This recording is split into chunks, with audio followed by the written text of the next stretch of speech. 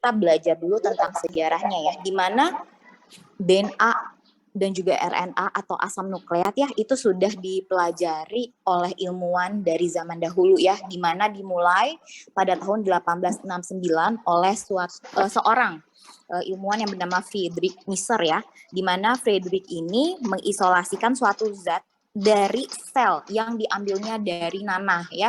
Jadi kan kalau kita membersihkan nanah itu kan kita bersihkan menggunakan kasa atau kapas misalnya. Nah, dari nanah tersebutlah diambil oleh Friedrich. Kemudian Friedrich ini mengisolasi dengan cara mengekstrak suatu zat yang ada di dalam nanah tersebut. Kemudian didapatkanlah suatu zat yang disebut dengan nuklein ini ya, yang disebut dengan nuklein. Nah, awalnya pada saat itu Friedrich tuh belum tahu ya itu adalah suatu senyawa apa, strukturnya apa, fungsinya untuk apa, itu belum diketahui ya.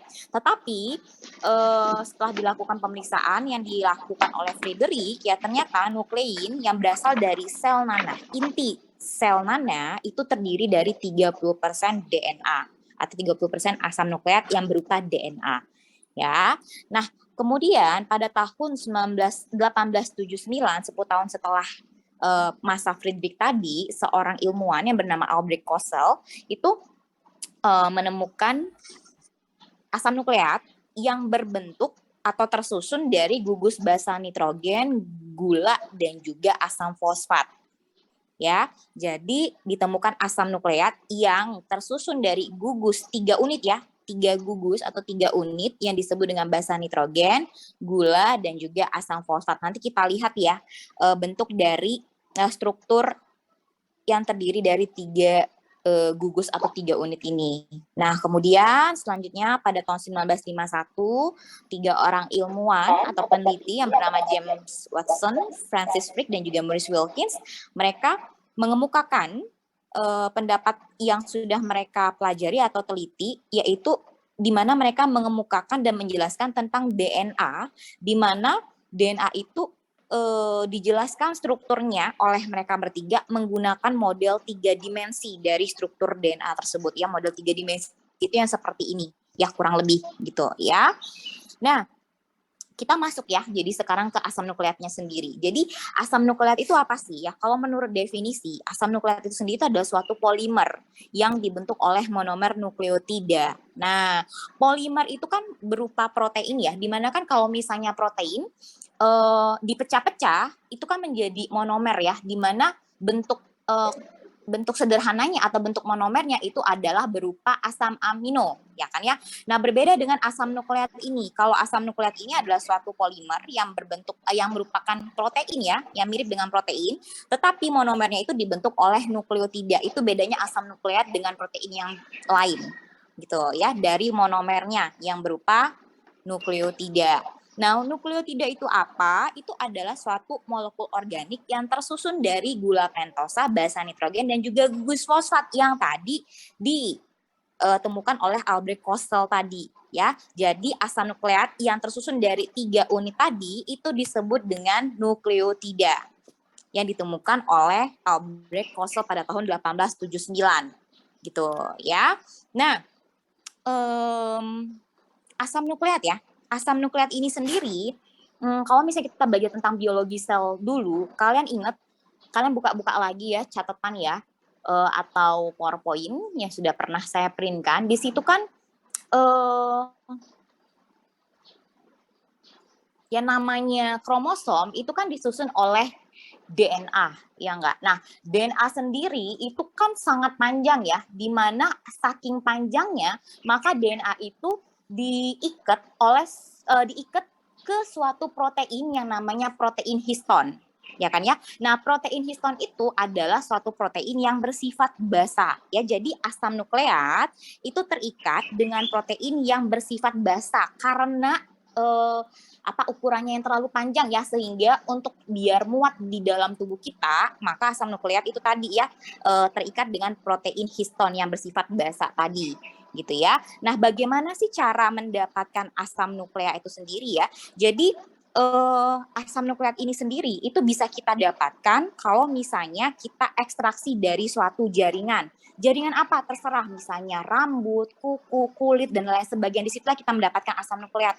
Makanya pada saat pemeriksaan DNA, misalnya untuk membuktikan bahwa seseorang misalnya keturunan dari seorang ayah atau seorang ibu, nah asam nukleatnya itu didapatkan dari jaringan-jaringan yang misalnya mudah didapat seperti yang saya tadi kasih tahu ya, dari jaringan rambut, dari kulit, dari kuku, dan macam-macam gitu ya. Nah, bagaimana sih cara mengekstraksi, memisahkan antara asam nukleat dengan protein yang tadi diingat tadi kan protein asam nukleat itu kan terikat dengan protein, sedangkan kalau misalnya kita mau melihat suatu senyawa sendiri, jadi gini, senyawa-senyawa yang ada di makhluk hidup itu kan saling berikatan satu sama lain ya.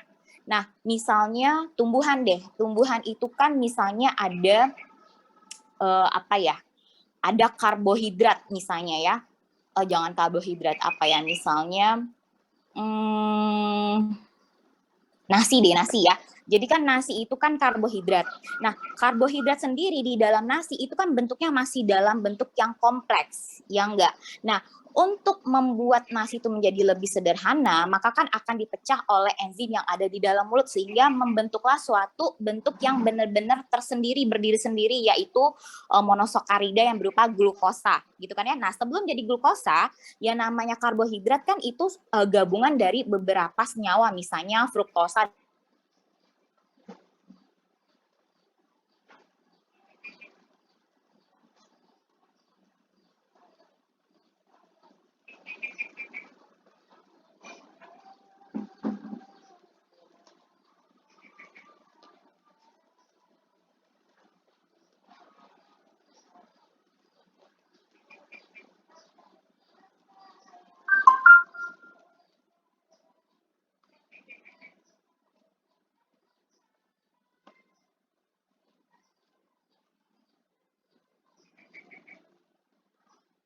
Maaf Bu, Ibu.